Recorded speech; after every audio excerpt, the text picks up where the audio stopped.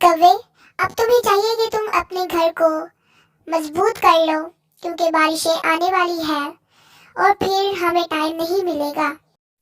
बेगम, तुम फजूल खर्चियाँ करती रहती हो। हमारे पास इतने पैसे नहीं हैं, लेकिन अगर तुम कह रही हो तो हम कारपेंटर चील से बात कर लेंगे, वो हमारा घर मजबूत कर देगा। वहीं पर एक चिड़िया भी रहा करती थी। चिड़िया का शौहर चिड़िया से बोला, चिड़िया, हमें चाहिए कि हम अपने घर को मजबूत कर लें, क्योंकि बरसात का मौसम आने वाला है। अगर हमने अभी अपने घर को ठीक ना करवाया तो हमें नुकसान से दो चार होना पड़ेगा। बीवी ने बात से इत्तफाक किया। अगले दिन सब परिंदे चील कारपेंटर के पास पहुंच गए और कहा कि हमें अपने घर ठीक करवाने हैं आपसे, क्या आप हमारे घर ठीक कर देंगे? तो चील ने कहा, हाँ क्यों नहीं, मैं तुम लोगों के घर ठीक कर दूंगा, लेकिन महंगाई बहुत ज़्यादा हो गई है और मैं चाहता हूँ कि इस दफ़ा मैं 100 रुपये नहीं लूँगा, बल्कि मैं तुम लोगों से 200 रुपये लूँगा और 200 से 1 रुपया भी कम नहीं करूँगा। चिड़िया ने कहा, अल्लाह, इतने ज्यादा पैसे? हम तो तुम्हें सिर्फ और सिर्फ 100 रुपए देंगे। हम हर साल तुमसे ये काम करवाते हैं, हमें कुछ तो फायदा दो। चील ने कहा कि अगर तुम लोग इतना कह रहे हो तो मैं तुम लोगों का काम 100 रुपये में कर दूंगा, लेकिन तुम लोगों की लकड़ियां वो मजबूत नहीं होंगी जो कि मैं पहले करता था।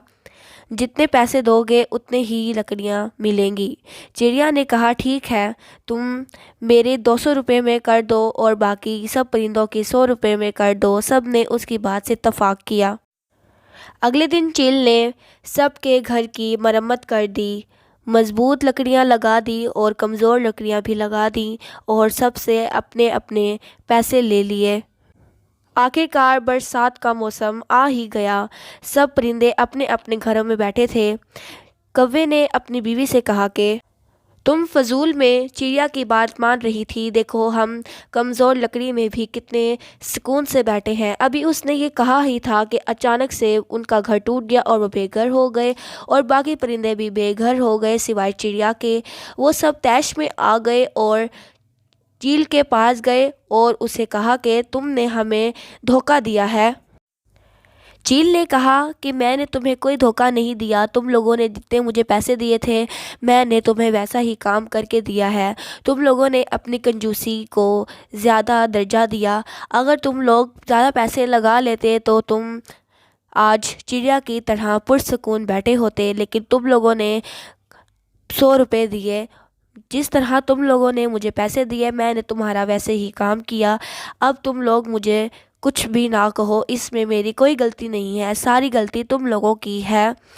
सब के सब परिंदे चील को मारने लग रहे थे कि अचानक से वहाँ चिड़िया आ गई।